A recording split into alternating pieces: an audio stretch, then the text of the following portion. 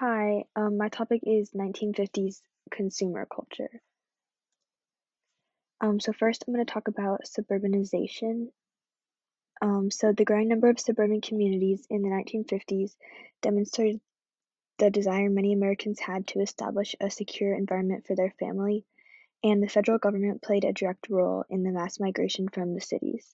Suburbia personified the American dream for every young couple in post-war America as a place where they could own their own home and like raise their children away from the horrors of the city life. And there were more than enough young couples to populate suburbia after the war. The average age of brides and grooms was at a record low, and the marriage rate was at an all-time high. So by the end of the 1950s, 70% of all the women were married by age 24, and in 1940 it was 42%, and in 1988 it was up to 50%. The average age of marriage for men was 22, and for women it was 20. And there was also a baby boom, and the fertility rates soared 50% between 1940 and 1957.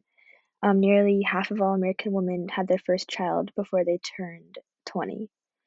Also, during the post war period, society viewed marriage as an essential ingredient for a full and happy life. Um, During World War II, both government and industry played up the image of the suburban house to the families of absent servicemen. So between 1941 and 1946, a Ladies' Home Journal featured several dream houses for young wives to fantasize about until after the war, when their husbands would return and they could start living again. And also, like Americans in general, were starting to spend more money during this time period. Okay, so I'm going to talk about televisions and automobiles. So, with the growth in suburban populations, automobiles were needed more than ever, and they were within reach for new buyers.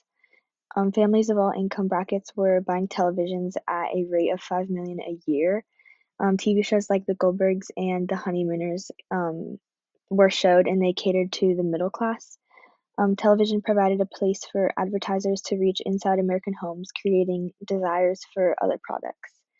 And also, new categories of businesses were created to support the 1950s car culture, including drive-throughs and drive-in restaurants, and also drive-in movie theaters. The national highway system was expanded in 1955 with like wider and multi-lane highways, and this allowed for increased speeds and more vehicles. And this also started the trend of billboard advertising.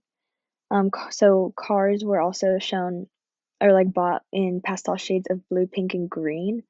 And the beginning of the space age is reflected in car styles as well. So, for example, like a rocket style car.